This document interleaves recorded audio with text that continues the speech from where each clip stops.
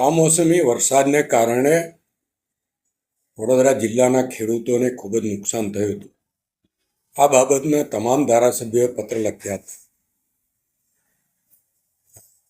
અમને આનંદ છે કે મુખ્યમંત્રીએ 10,000 કરોડની સહાયનું પેકેજ જાહેર કર્યું, પરંતુ એમાં કેટલીક વિસંગતતા દેખાય છે કે 2 હેક્ટર જેટલી જમીનમાં સહાય આપવાની, પણ કોઈકની જમીન 1 હેક્ટર અલગ હોય, બીજા સીમાડામાં 1 હેક્ટર હોય તો એને 1 જ હેક્ટરનું મળે.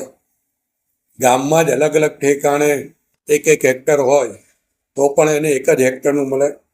તો આવા કિસ્સામાં 2 હેક્ટર જમીનનું પૂરેપૂરું વળતર ખેડૂતને મળે એ બાબતની રજૂઆત અને એ બાબતનો પત્ર અમે કૃષિમંત્રીને લખ્યો છે કે આમાં વિચારણા કરવી જોઈએ અને ખેડૂતને 2 હેક્ટરની પૂરેપૂરી સહાય મળે.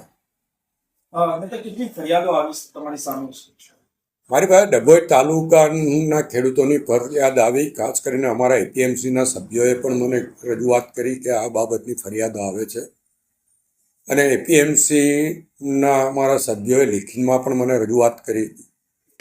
એટલે એ પત્રના આધારે ને એ ફરિયાદોના આધારે મેં કૃષિમંત્રીશ્રીને પત્ર લખ્યો છે. આ ડભોઈ તાલુકા પૂરતું નથી, સમગ્ર ગુજરાતમાં ખેડૂતોને આ પરિસ્થિતિમાં તકલીફ પડતી હશે એવું મારું માનવું છે. એટલે એમનું ધ્યાન દોરવું છે અને તમામ ખેડૂતોને 2 હેક્ટર સુધીની સહાય મળે એવા સરકાર તરફથી પ્રયત્ન થાય એ માટે આ પત્ર લખવામાં